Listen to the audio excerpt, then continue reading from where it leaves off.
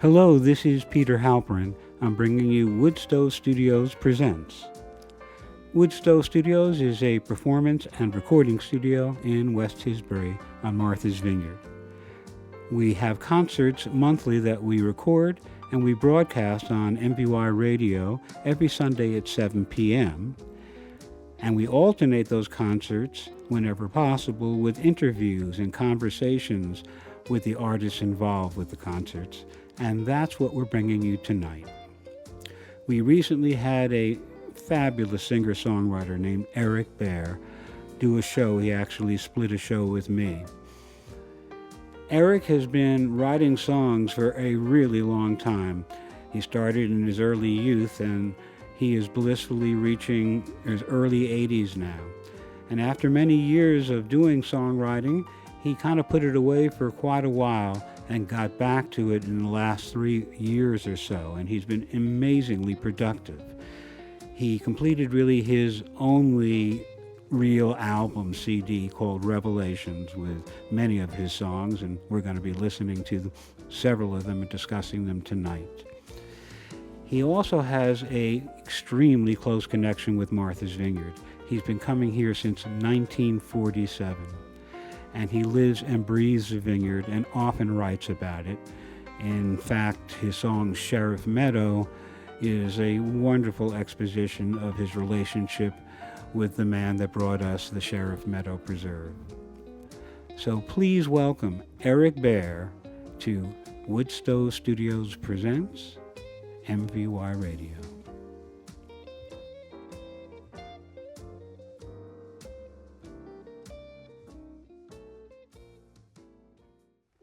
I am very pleased to welcome Eric Behr to Woodstove Studios. Thanks for being here, Eric. Thank you very much for inviting me, Peter. I'm delighted to be here. Well, you did a great show here as part of our celebration concert, and I'm really looking forward to kind of getting under the surface a bit and hearing more about these songs and how they came together and everything that you can share with us and listen to them and talk. So we're going to start by listening. By the way, all these songs are on your wonderful CD album, which is called Reflections. Mm-hmm. And indeed they are. The first song we're going to listen to is called Sheriff's Meadow. Why don't you kind of set that up for us a bit before we listen? Sure. My mom bought a house on Pierce Lane in Edgartown in 1940, and I've been coming down here all my life. Yeah. The house was right next door to Henry Huff, who was the editor of the Vineyard Gazette and a renowned Thoreauvian. And Henry created the Sheriff's Meadow Foundation. And the song is about the Sheriff's Meadow Sanctuary, which lay just below our fence, as I say in my song. Mm-hmm. And I kind of watched him create Sheriff's Meadow Foundation. He always had a collie with him. I think I knew him through 3 collies. I see. Graham being the first one. Yeah. And there was Lockamore. But he had 3 collies, and he would walk around the pond and cut a trail, basically. That's what he did. Following Graham or whoever the collie was at the time. And so the collie really created the trail. Yeah, I think so. I think that's true. I like it. I think that's true. Yeah. And it's a very, very special place for me, as I say in the song itself. It's over the years I've done courses and other kinds of things that ask you to go to special places in your mind, and Sheriff's Meadow has always been that for me. Well, why don't we take a listen to how that came across in your song, and then we'll talk some more about it. Okay. So let me get that going.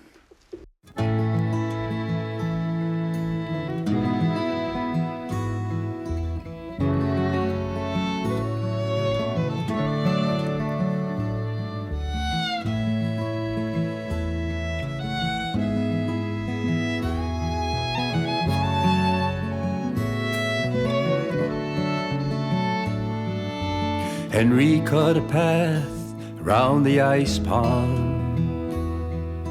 Sometime late in 56, that's what my mother said. He'd walk it in the morning and the evening, follow in a collie, run up far ahead. And Henry knew the names of every living thing that grew or flew or crawled along the way. Sometimes those short walks would last for hours. He'd see something new and he'd be led astray.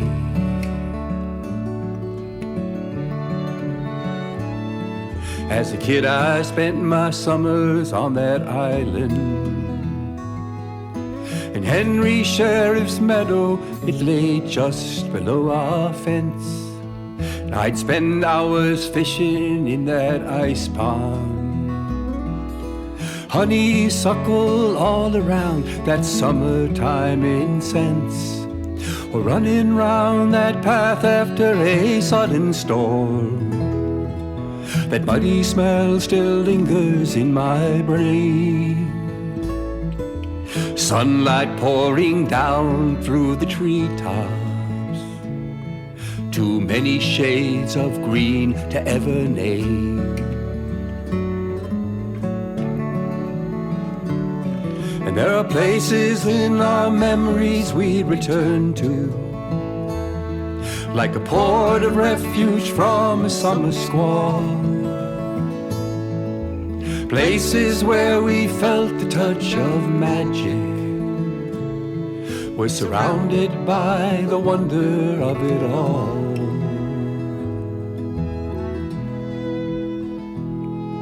These days I'll take that path a little slower. I'll stop beside a clearing, just be in the here and now. There's a bench where I can sit and watch the water, catch an osprey work an eel pond, see the rushes bend and bow. And if I'm lucky I might spot a great blue heron. On stilted lake she hunts among the reeds. I'll close my eyes, surrender to the moment. For just a bit, there's nothing more I need.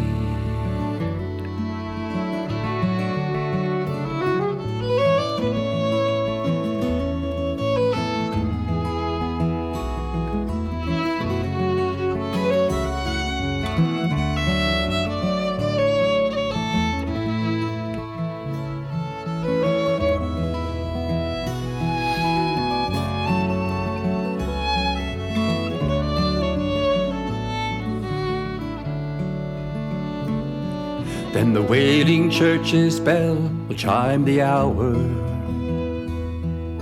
The spell will fall apart. I guess it's time to go. And I'll walk back, get ready for the evening. In Edgartown it's changed so much, not the place I used to know. And I'll say a silent word of thanks to Henry, who placed in trust this land that bore his name. Progress, you can march your way up Main Street. Sheriff's Meadow will always be the same.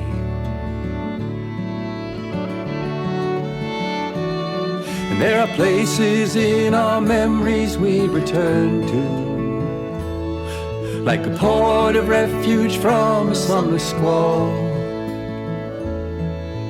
Places where we felt the touch of magic. We're surrounded by the wonder of it all. We're surrounded by the wonder of it all.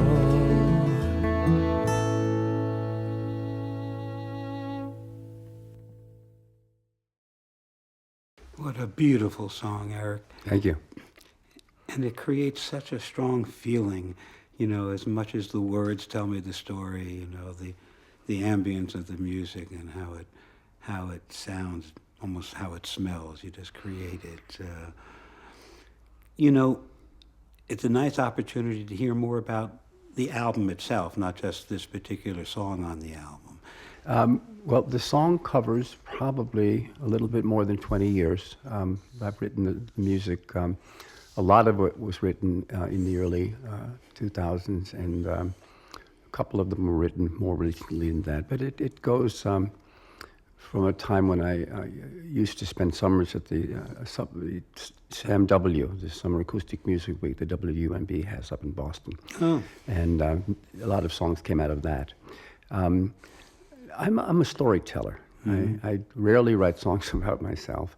I write stories. I find situations. I read newspaper articles. I'll hear something on the radio, something that will draw me in, draw my attention in. And then I try to paint a musical scenario. Mm-hmm. I try to use all my senses, try to stay in the present, and just present a story. I'm trying to start it and end it well, and that's the way I approach this. I think some of my earlier songs were, there's a wedding song on here called A Stop Along the Way that is probably the oldest. I think the first rendition of that goes back to the 70s. Mm-hmm. And then there are Ahmed Al-Khatib is fairly new. That was a song that I heard a story about that at NPR. We're going to be hearing that one next, but please go on. That one really drew me in. It's a tough story, but it also is a story with a lot of hope in it, a lot of faith and hope. That's kind of where it's at right now. Okay. Well, we are about to listen to that story. Okay. Why don't we do that and talk about it afterwards?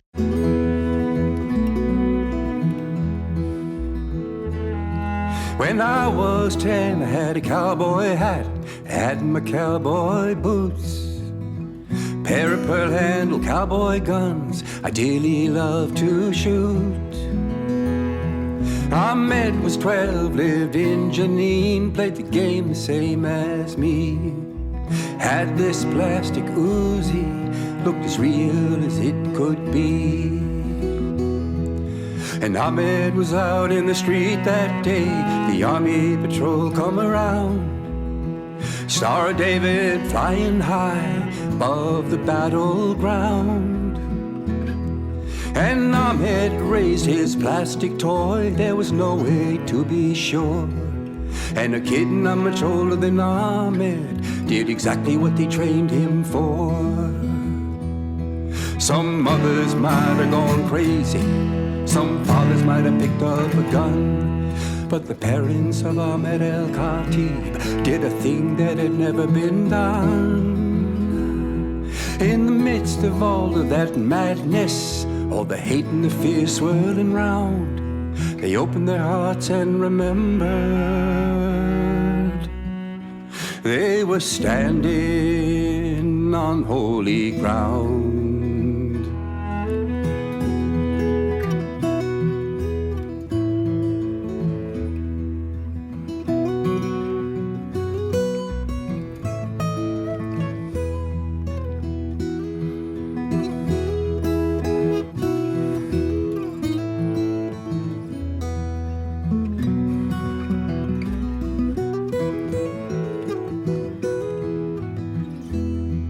They took Ahmed to a hospital not far from Tel Aviv.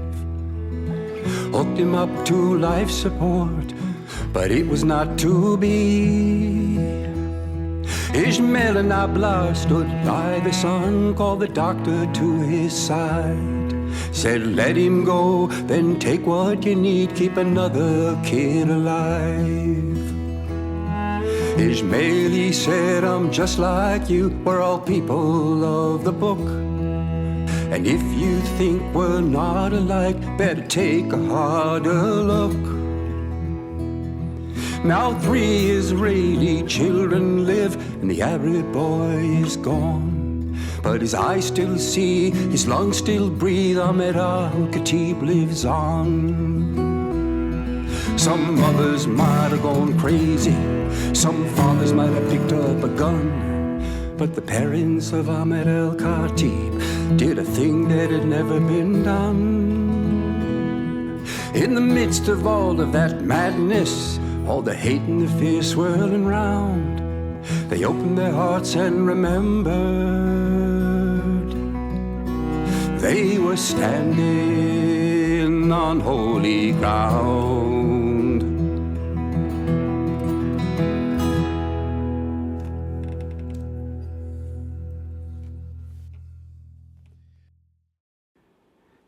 Eric, what an incredibly powerful statement. Incredible song. I know that other people felt that way and that you won a significant songwriting award for this piece of work. Would you mind telling us something about that? Well, I have, over the years, sent in different songs to different contests, and the Rose Garden Performing Songwriting Competition is a very highly regarded competition in the Northeast area. And I sent in Ahmed Al-Khatib and another song, and another song, Memorial Day. Those are the 2 songs that I sent in. And, as I do in most of cases, I sent them in, kind of forgot about it, and hoped something would happen. And then I got a phone call, and I was a finalist. Mm-hmm. And that meant that on May 16th, the 3 finalists came to the coffee house, and basically we had a shootout. And it was really great.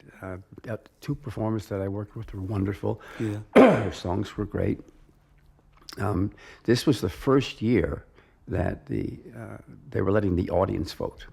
They've done this for 30 years. Yeah. This is the first year. Yeah. And one guy was from New York, the gal was from New Jersey, and I was a half an hour away. Yeah. So, I had a lot of my family there. Well, but I was having a hometown audience is fine, but gee, however wonderful the other songs were, it's hard to be better than the song we just heard. Yeah. Oh, thank you for that. It was a really terrific experience. Wonderful. Well, it's a little early to be thinking about Halloween, but I'm going to be thinking about it now because this next song is called Halloween Masks. Okay. A word about it before we listen? Sure. I'd like to introduce this song by saying that I had way too much fun in the 60s. And in 1987, I went into recovery. And I'm glad to say that was successful. Indeed. I spent a lot of time in a lot of rooms, and this song came out of one of them. Let's hear the story. Good.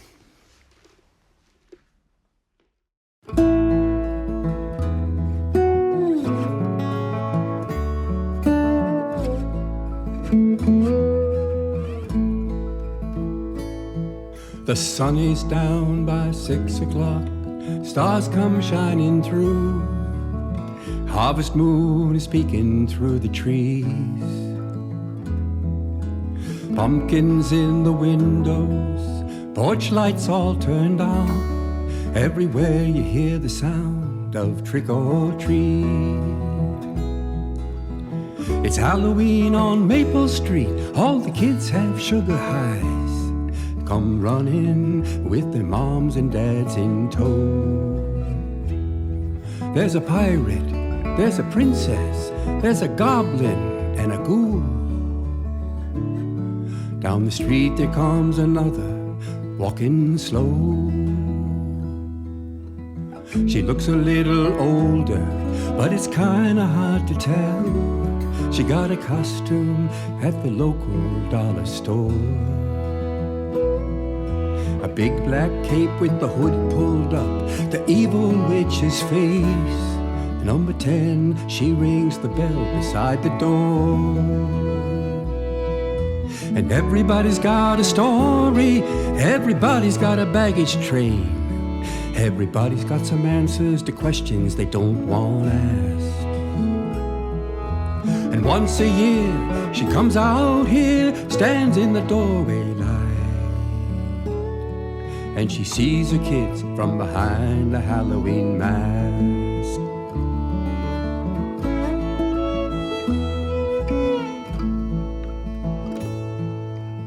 She used to be a junkie, she used to turn some tricks, then the state come in, took her little ones away. Now she be the first to tell you they're probably better off.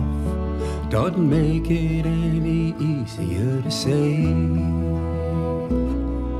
She burned all of her bridges, then she finally bottomed out.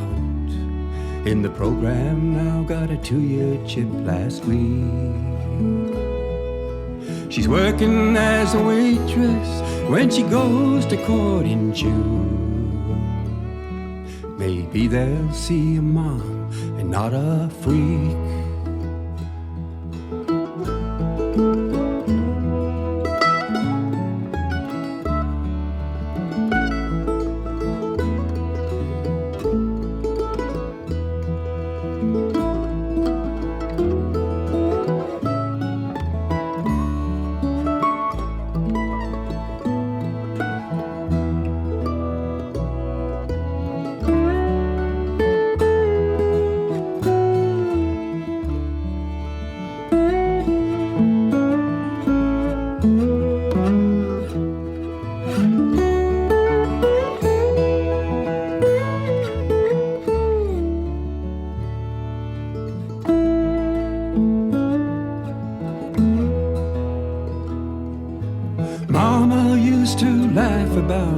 Wayback machine.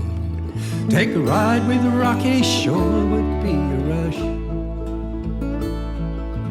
Get a second chance at all those cards they talk about. Maybe draw straight and not a busted flush. She bends down and takes some candy from the bag her kids hold out. It takes all her strength not to pick 'em up and run. But she softly whispers thank you, then she turns and walks away. It's by far the hardest thing she's ever done. And everybody's got a story, everybody's got a baggage train. Everybody's got some answers to questions they don't want asked. And once a year she comes out here and stands in the doorway light, and she sees her kids from behind a Halloween mask.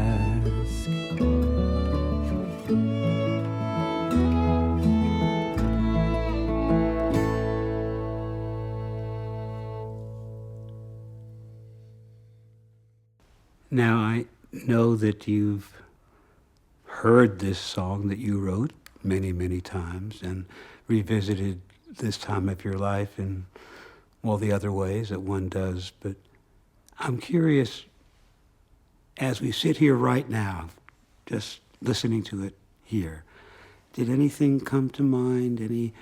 Anything that kind of brought back any feelings or thoughts about all of what she went through? And I wonder if you could share any of that with us. The 12-step process is a really interesting process. Yeah. And if you follow it through, it's an incredibly spiritual process. Yes. It's grounded, actually, in spirituality. Yes. And there's a tremendous amount of redemption involved in the process. People come into it broken, and they come out whole. And my hope is, because I don't know the end of the story, that she does come out whole and gets her kids back. But I've spent some time in these rooms, and there's all kinds of stories like that. Some even worse. Sure. But it's something that I'm very happy that I did. And something which, in addition to witnessing the healing power in the others, you witnessed it or experienced it for yourself, yes? Yeah. Yeah. Absolutely. Yeah. Yeah. It's great when people avail themselves of the help that's there and make it work. Yeah. And it's okay to get a wonderful song out of it too. Yeah, sure. That's the songwriter's, kind of dibs on all that. Oh, I'm sure there have been many, many songs that come out of the 12-step process. For sure. Tom Waits has got a great one. They'll come up to the house. Mm-hmm. Cool. Well, we're going from October-y Halloween to May in terms of the next song being called Memorial Day, which may not have anything to do with that particular description, but tell us a bit about Memorial Day. Well, I came up in the 60s, as I've said, and Vietnam was my war, the war I grew up with. I was lucky not to have gotten drafted. I screwed up my right knee in high school football, and there was enough damage done so that I went through the whole process, but I was not drafted. Gotcha. And I was involved in the protest movement back then. I was, guess you could call me a hippie. But I'm also really aware that it was a very tough war for these guys. It was a tough war to come home from. Yep. And, I think it's true of all wars that soldiers bring back stories they don't want to talk about. But it was particularly hard for them, for the Vietnam vet. Especially because they felt, and unfortunately, often very understandably and rightfully so, that people didn't want to hear the story. Right. It's bad enough when, it's all bad, but, there have been some wars where folks may have been very open to hearing it, but still to go there and tell the story was paralyzing. But to not be asked and get the feeling that not only was it not something that your friend, neighbor, etc. wanted to hear, but actually, sort of blamed you for. There was so much of that going on. It was the bad side of that coin of what we were all doing, protesting the war. Yeah, so I'm sorry, but yeah. I've also been really drawn to the image of the Vietnam Memorial. Yes. And the soldiers that came there and the family members that came there and put their hands on the names of their loved ones. And as I said in my introduction for the program we did together, my wife was a pastor at the Methodist Church in Warren, Rhode Island, and she would officiate at the Memorial Day services that were held in the town square across the street from the church. Yeah. And there were always a lot of vets there, and a fair number of them were from Vietnam. And there was one vet at one of those services that just drew me in. I really don't know why, but Memorial Day came out of that. Let's hear his story. Okay. Yeah. You're listening to an interview with singer-songwriter Eric Behr on Woodstove Studios Presents MVY Radio. Now back to the show.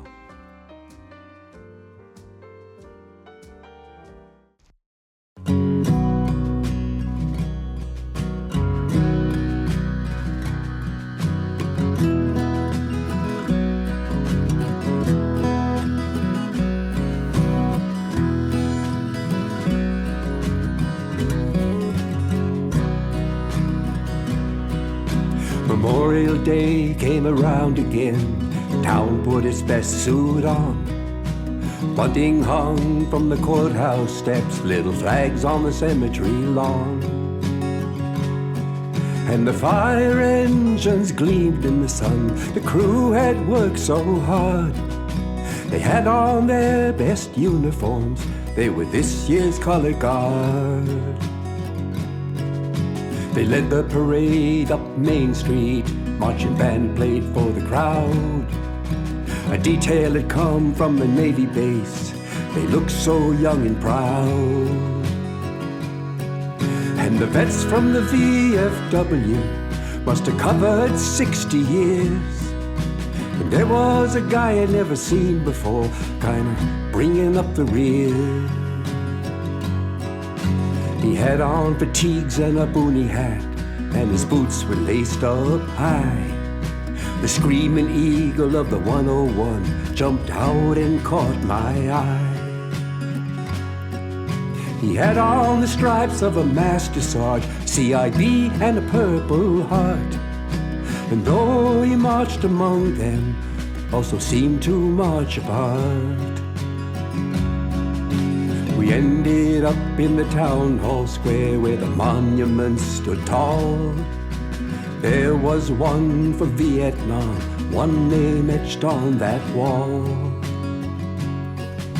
The podium was all set up, politicians milled around. Pastor said a word of prayer, and everyone sat down.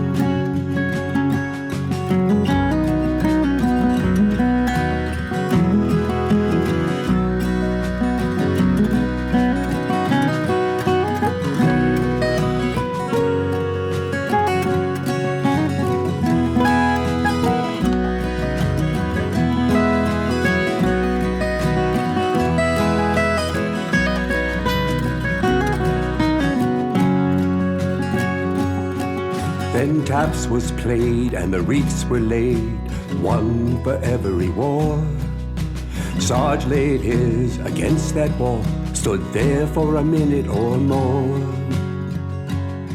Then he slowly reached out his hand and he gently touched that name. He saluted, he turned around, marched back the way he came.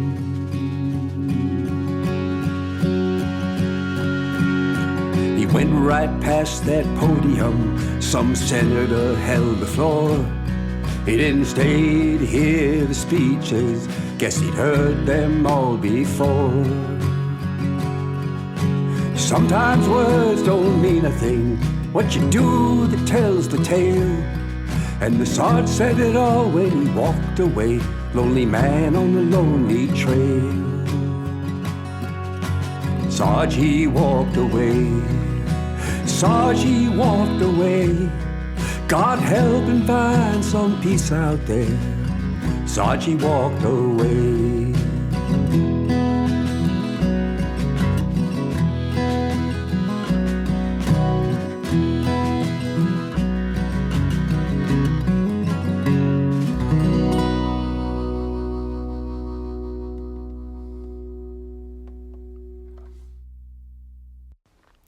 Did you like hearing it again?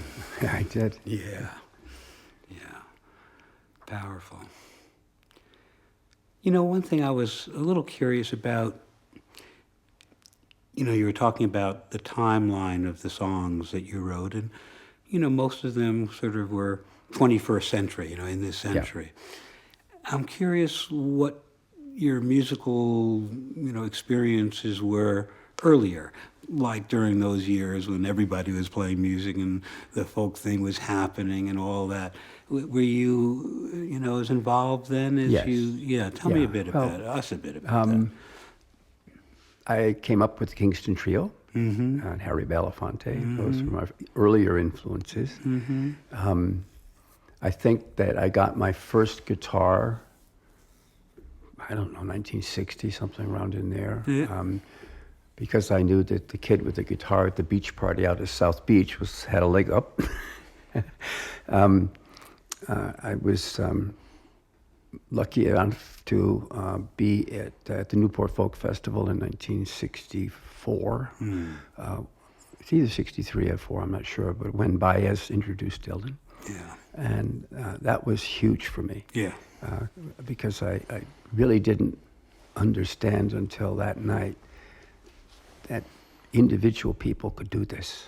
Yes. And that maybe I could at some point do that myself. You could follow that lead, yeah. Yeah, in 1965, I was at the Lawrenceville School down in New Jersey, and I persuaded my mom to let me get a guitar, and I went to the Guild factory in Hoboken, New Jersey. Way cool. and picked up a 1965 F-30, Ooh, which wonderful. is 1 year older than Mississippi John's F-30. And on my senior year at Lawrenceville at the Senior Glee Club concert, I did Blowing in the Wind with a friend of mine who backed me up.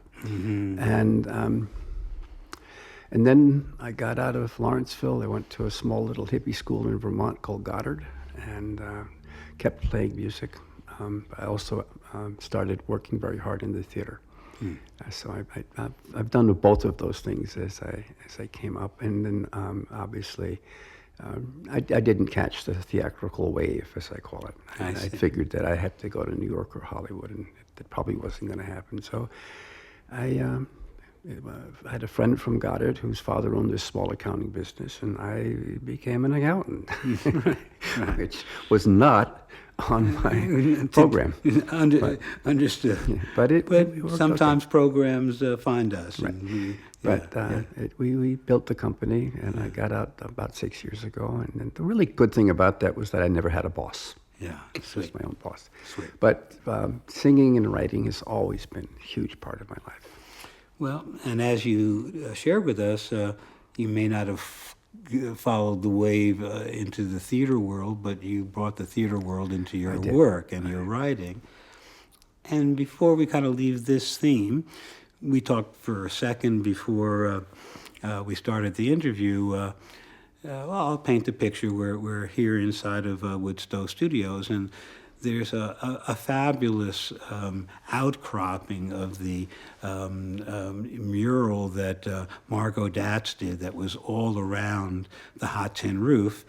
And this one is actually the cat on the hot tin roof that I was lucky enough to secure, and it's hanging on the wall here. But when you were looking at that, you were wondering if I was around for an even earlier, very mythically important club called the Mooncusser Coffee House, which in many ways was a lifeline for me. I had a feeling. I wanted to hear your connection to that place. I had lost my dad to cancer in 1961,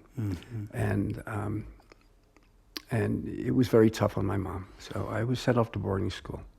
And I actually got to Lawrenceville a week after my dad died. Oh, boy. And it was a very, very heavy and traumatic experience. Goodness. What grade were you in about that? Fifth. Yeah, oh my goodness, just a tiny kid. When the Mooncusser came along, particularly the jug band, Question's jug band. Yeah. Maria, Jeff Molnar, the whole gang. Yeah. It was really a lifeline for me. I loved that place. Well, you know, Jim and that crew have been a lifeline for a lot of people. Yeah. You know, even if they never were lucky enough to be in the same building. There's something about that music, and he's still doing it. He is. We have a musician out here, Rosie Guerin, a wonderful songwriter in her own right, and singer, and much more, and does all kinds of great work.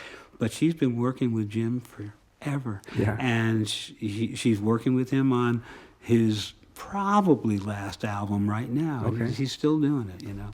So yeah, he's coming to the Circle of Friends Coffee House in September, I think, and I'm going to see if I can make it that. Sounds like a good plan. Yeah. All right, let's get ready for the next song, which is called Dancing with Darwin. All right. Now this one I also got from NPR. And I will apologize to any birders in advance that I might offend. I think part of the picture that I paint here was something that I saw at Katama maybe 10 years ago. I had a Boston whaler that I would drop into the water. I had one of those too. Are they fun? But it was there was a place you can drop your boat up at Katama, in the parking lot. Mine was in an upstate New York lake. But one day I got up there with the boat, and there were 40 to 50 birders, and these people had tons of equipment. So they chase the birds, and they come with these long telescopes, and it's just crazy. So when I heard this story on NPR, I put it together and painted a picture of the birders going after a very, very rare bird. Well, let's listen to this rare song about a rare birder going after a rare bird. Let's do that. All right, let's do it now.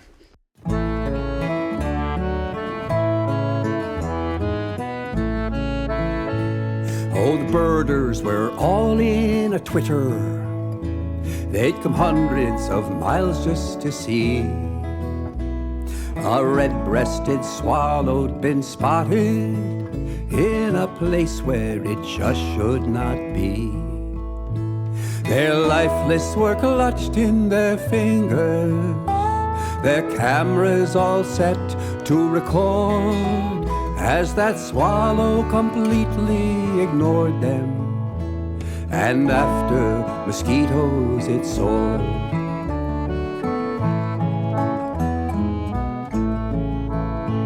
Oh, they chattered like crows in a treetop as they gathered in the bright morning sun. Oh, they never come up to this part of the world, must have ridden the edge of a storm. We're all so lucky to be here. It's a once-in-a-lifetime event. We're so sorry for those who have missed it. It's a loss they will always lament.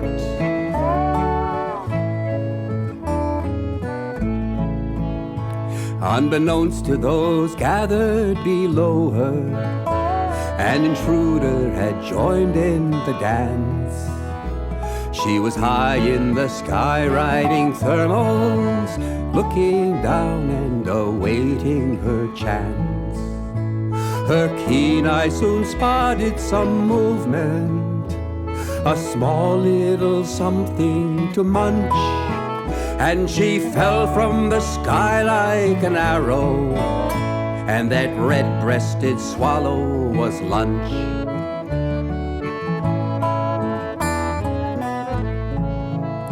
Cries of outrage and horror soon followed. Where in God's name did that thing come from? And that red-tailed hawk screeched precisely as she rose and flew up towards the sun. The curtain is slowly descending. The finale's last notes fade away in that grand comic opera by Darwin. Another shot's in the can for the day.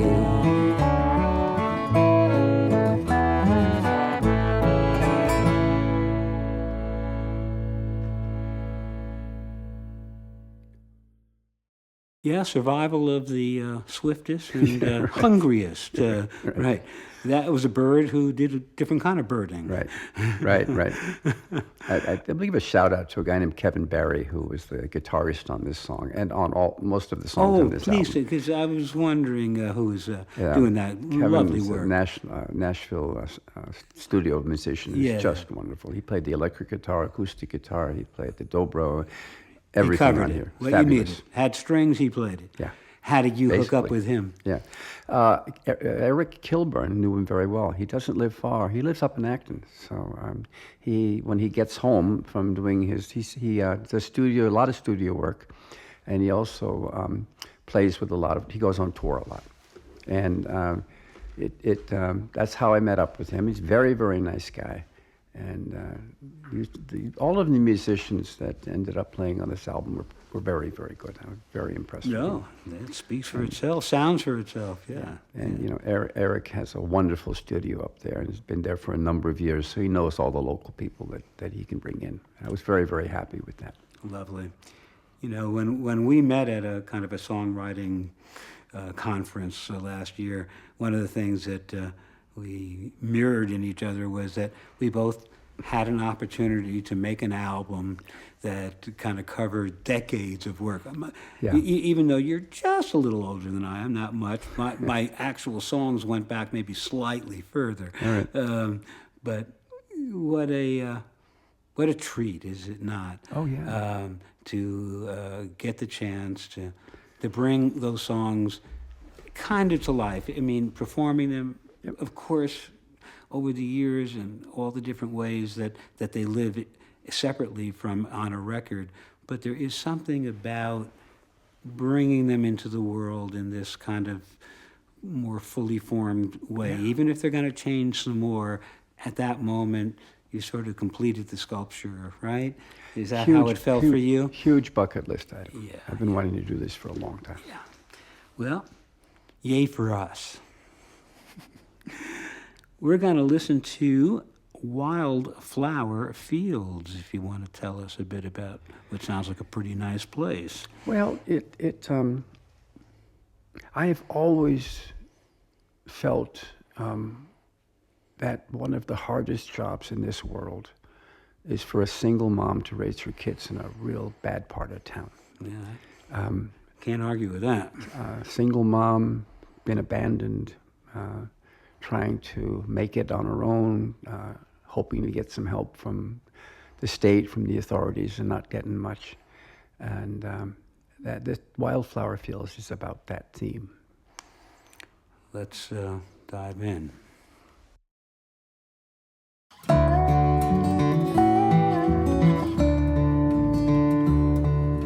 My name is Luann Carter. I'm 25, I'm old. I come from West Virginia. My daddy worked the coal. When I told him I was pregnant, he sent me on my way. So me and Caleb came up north, worst mistake I ever made.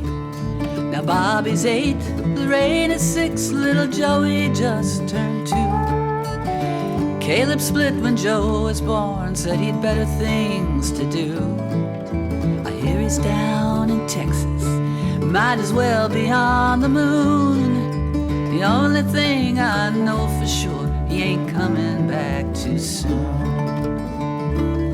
And how I miss those mountains in the springtime, and those wildflower fields where I'd roam. I feel just like a rat trapped in a corner,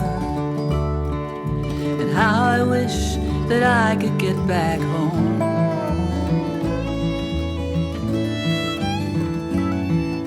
I'm lucky, you know, I got me a job down at Jimmy's corner store.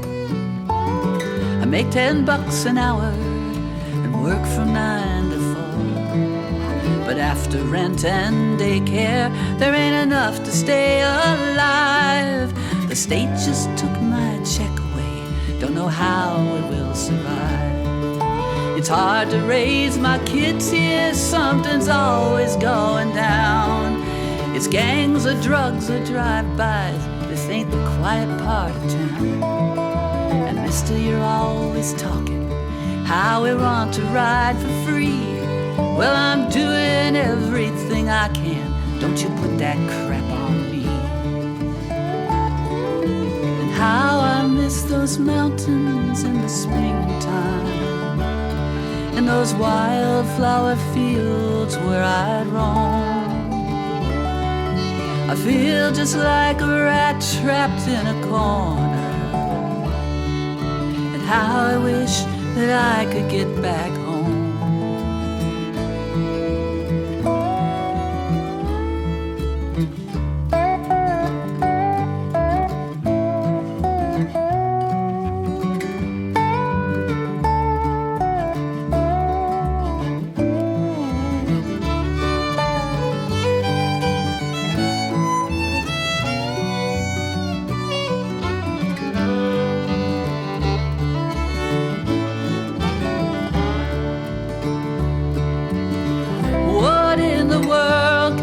Be thinking when they tell me that I've got to kick in more. They get elected 'cause they please the corporations. They ain't nothing but a bunch of high-priced whores. I'd like to finish high school, maybe get my GED, and move us all away from here, away from all this misery. Bobby's growing harder, I see him changing every day. My God, he's just my little boy, needs a safer place to play. I swear I'm gonna leave here right now. I don't know how, but I've never been a quitter. I don't plan on starting now. And mister, you can keep that check if it means that much to you. I just wish you'd spend some time down here, might change your point of view. And how I miss those mountains in the springtime, and those wildflower fields where I roam. I feel just like a rat trapped in a corner.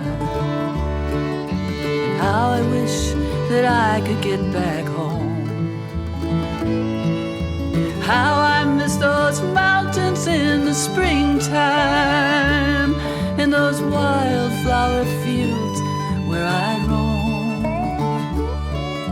I feel just like a rat trapped in a corner. And how I wish that I could get back home. And maybe there's a way to get back home.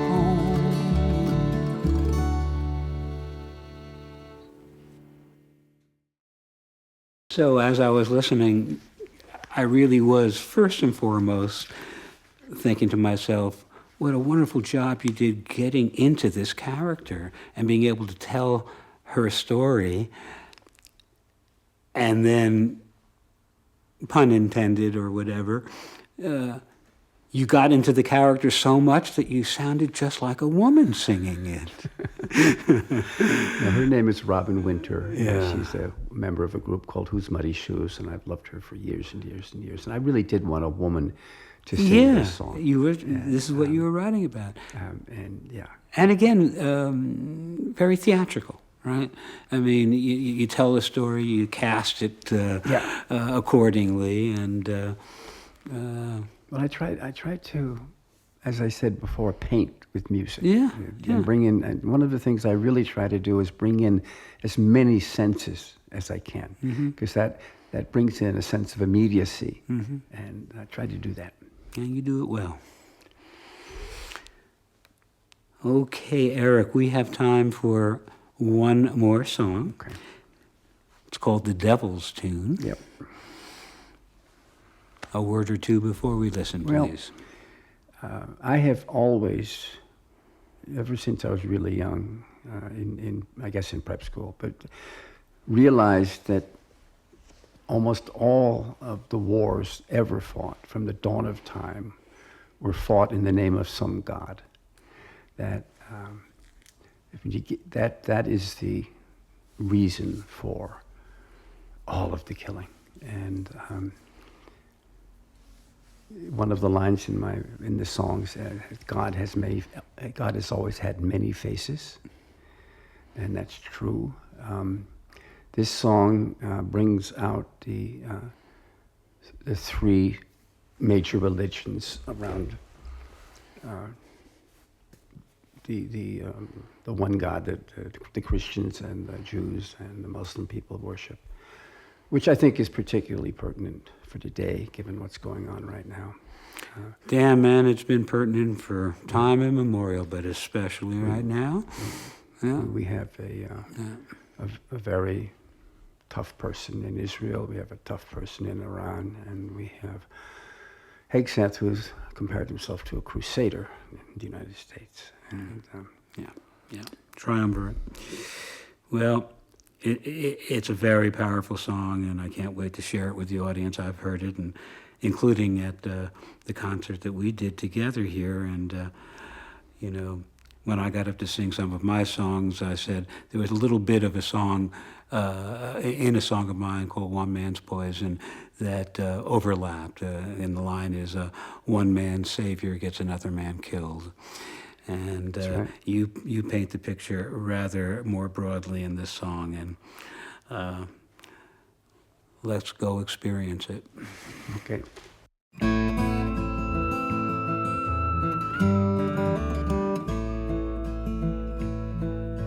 Lucifer fell from the heavens, brought down by ambition and pride.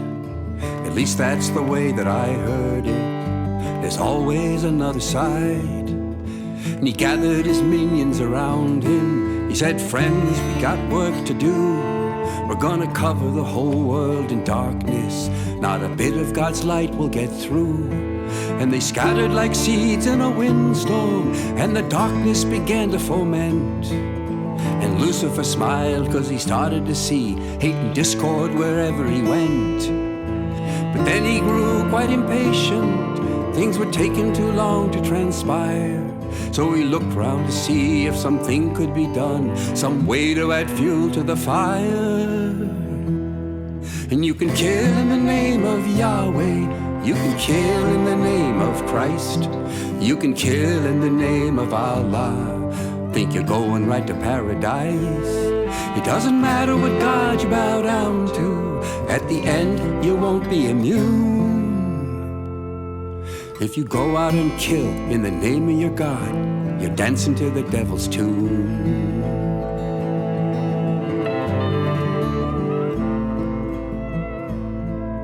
Now God has always had many faces. Each tribe has its legend and lore. And Lucifer noticed that some folks were saying, my God is better than yours. So he looked round for those hungry for power, those who'd kill all who stood in their way. And he whispered, here's how you do it. Here's what I want you to say. Tell them that you're a disciple, that the one God speaks only through you. You've been sent here to banish the heathens. It's God's holy work that you do. And then he went and he whispered the same thing in the enemy's ear. And soon they were killing each other, each for a God they hold dear. And you can kill in the name of Yahweh. You can kill in the name of Christ. You can kill in the name of Allah. Think you're going right to paradise. It doesn't matter what God you bow down to. At the end, you won't be immune. If you go out and kill in the name of your God, you're dancing to the devil's tune.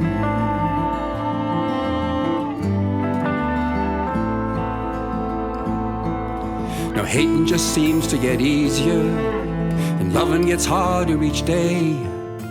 It doesn't take much to be part of a mob. Takes a lot to stand in its way. And the mob's getting larger and louder, and Lucifer's dancing with glee. This whole thing turned out so much better than he ever thought it would be.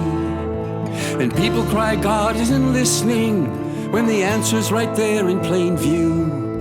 Go out and do unto your neighbor like you'd have him do unto you. It's in every great book ever written. Might as well have been put down in sand. 'Cause we're deaf and we can't hear God screaming. What about it do you not understand? And you can kill in the name of Yahweh. You can kill in the name of Christ. You can kill in the name of Allah. Think you're going right to paradise. Doesn't matter what God you bow down to. At the end, you won't be immune. If you go out and kill in the name of your God, you're dancing to the devil's tune.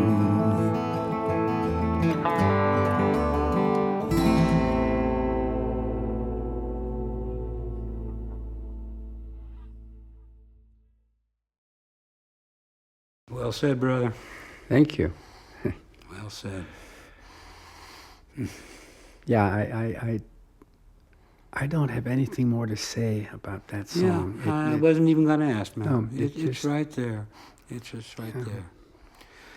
Well, it's been really wonderful having you here, Eric. It's been a treat, Peter. It really has been. I'm thrilled to have been here and to have done this show with you. Yeah, same. And, you know, sometimes things go kind of like you thought when you first meet somebody, and we just knew that this was going to be an opportunity, and then the timing was great. You know, when you let me know when you were going to be on the island, I had already kind of booked myself to do the show here, but I was so happy to be able to have you join in, and so was everybody in the room, and I'm so pleased that the listening audience around not just the Cape in Massachusetts, but far-flung around the world has had this opportunity to meet you if they hadn't yet done so. And Well, thank you.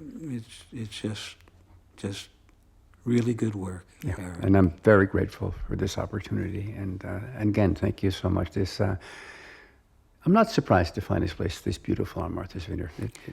It belongs here. As you well know, man, like I said at the show, it was just great introducing somebody who's actually been connected to the vineyard since before I was born. Yeah, all my life. And it's inside you, and great to share you with the MV community and on MVY Radio. Thanks again. Well, thank you, Peter. Appreciate it very much. You're welcome. You've been listening to a conversation with the songwriter Eric Behr on Woodstove Studios Presents MVY Radio.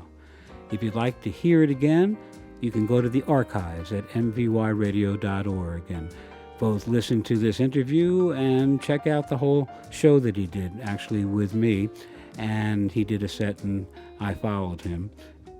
And if you'd like to learn more about Woodstove Studios, especially if you'd like to come to a concert sometime, which I hope you do, please go to woodstovestudios.com. You can join our mailing list right on the home page, and you'll hear about the upcoming shows and how to get seats for them. Please remember, Woodstove Studios Presents comes to you every Sunday at 7 p.m., either with a concert or an interview like we did tonight. This is Peter Halpern thanking you very much for joining us tonight. Hope you do it every Sunday. Hope you tell your friends about us, and I hope you have a very good evening.